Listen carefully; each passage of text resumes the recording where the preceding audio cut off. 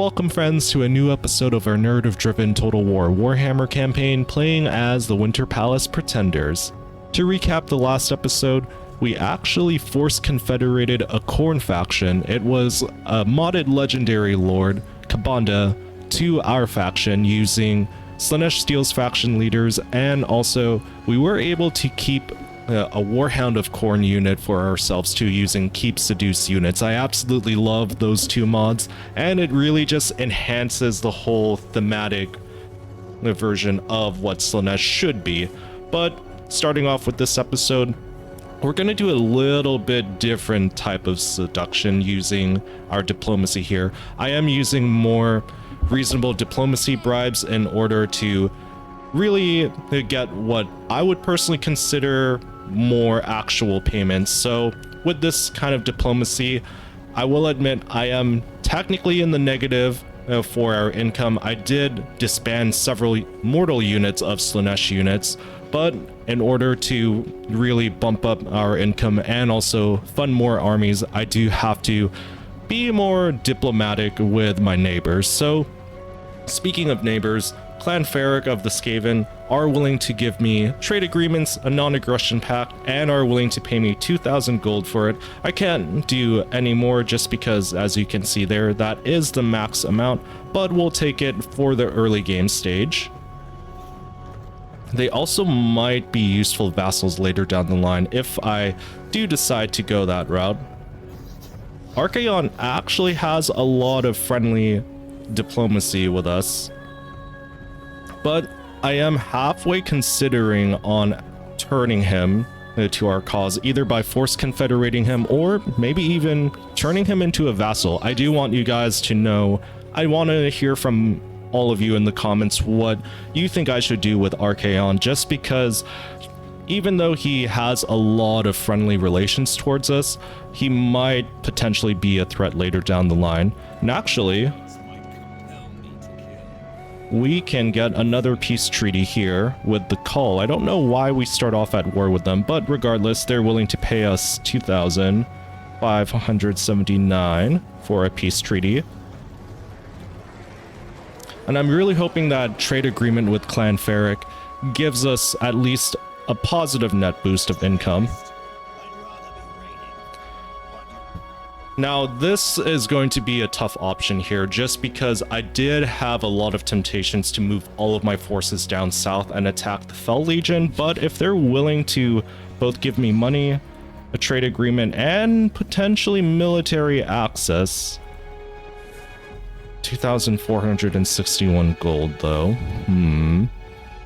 I think I might hold off on the military access for now.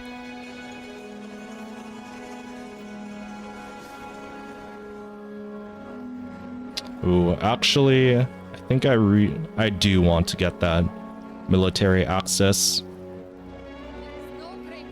I have a feeling too Malachi will declare war on them, and in a way Malachi himself will be doing us a favor. So let's get that non-aggression going, military access.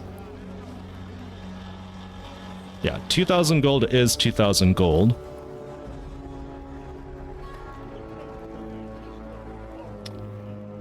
Very half tempted to sign a peace agreement with Boris, but I could potentially just force confederation with him down the line.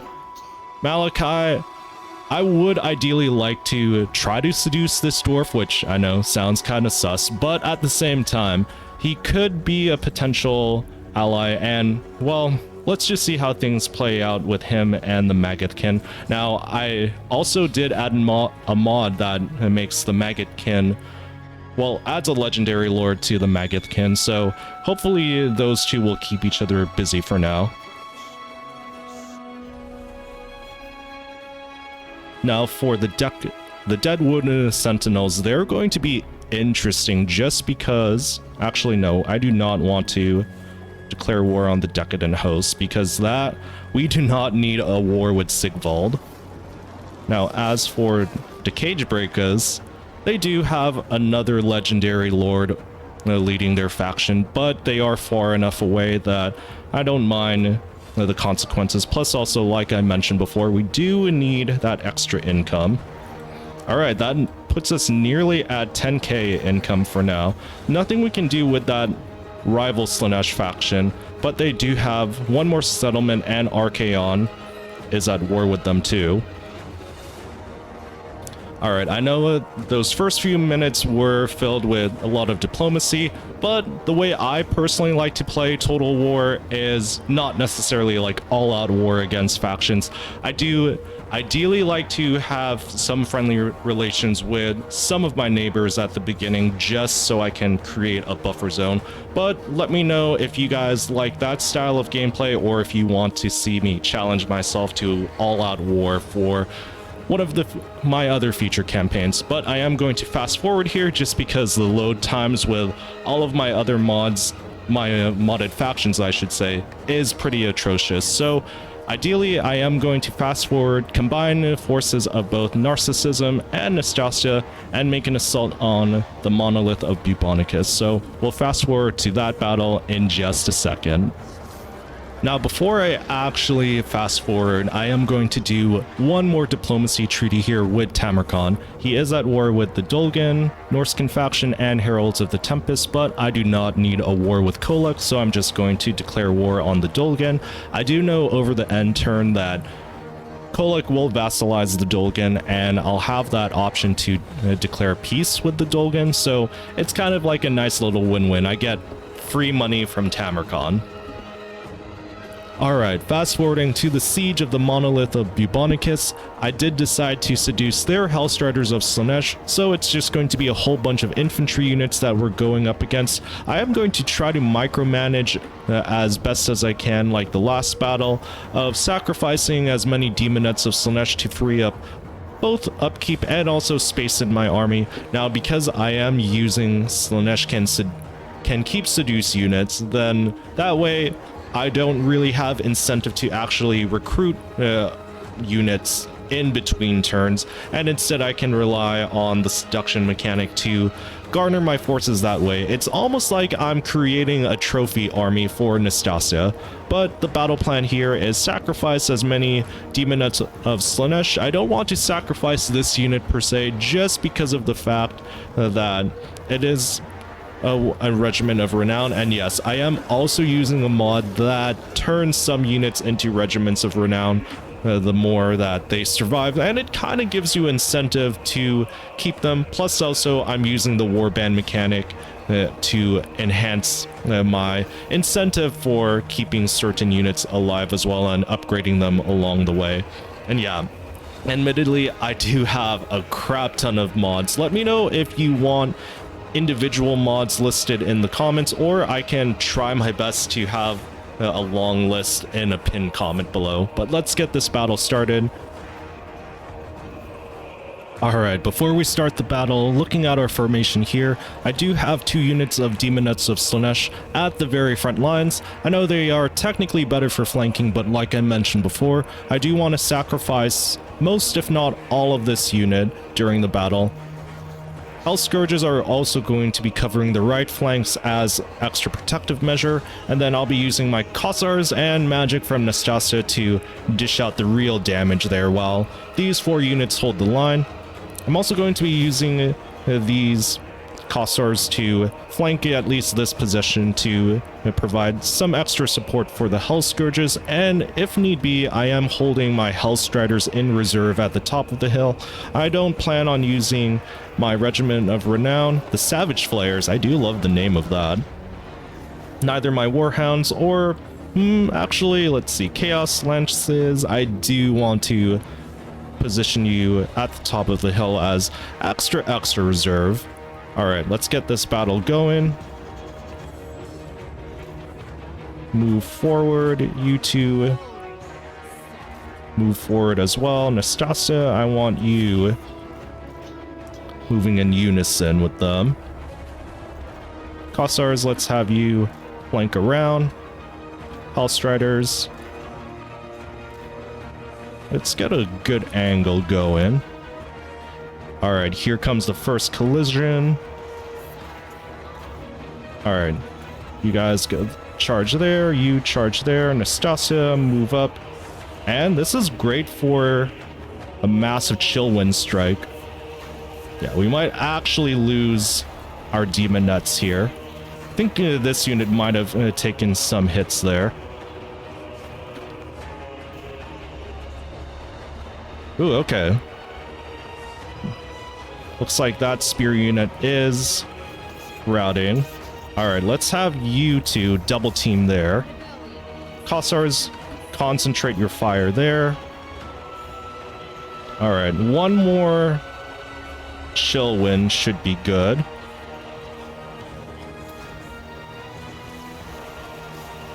Ooh, absolute devastation there. Alright, they're going into full retreat. This one could be routed. Let's get some flanks going on for these Hallstriders.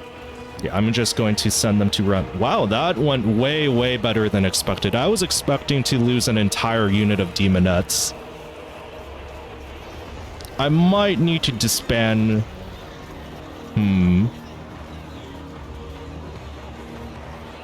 just trying to decide what to do with them. If they do actually make semi-decent frontline troops, but I am very much aware that they are purely glass cannons. Just look at the absolute carnage of these demonettes running amok.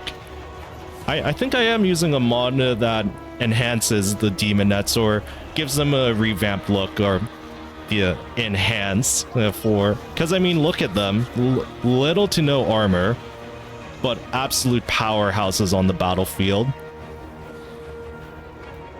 Alright, I think I might actually... Okay, it does sound a little bit risky in terms of my overall upkeep, but I think I might combine those units together and keep them for the next upcoming battles. Alright, let's take a look at the post-battle stats. And yes, I know this may be a shorter episode, but I do have one that will be released right away, pretty soon after this one, actually. But looking at our losses, 54 compared to their 422. So we're going to completely take this settlement. There's no point in confederating this faction or making them our vassal. But I think I do want to combine our Demonettes of Slaanesh units together, keep that unit, and then we're going to need as much as we can get to go up against Archaon, because he is going to be our main threat after this battle. We're going to try to move on to his forces immediately. Let me know in the comments, everyone, if you think I should vassalize Archaon or force him into a confederation with us. So we're not technically taking his faction, but I do plan on possibly having him as one of our leaders eventually when we get to the end game of taking over Kislev. But I do want to establish a more secure base in the north and then take everything we have to launch our strike on Kislev.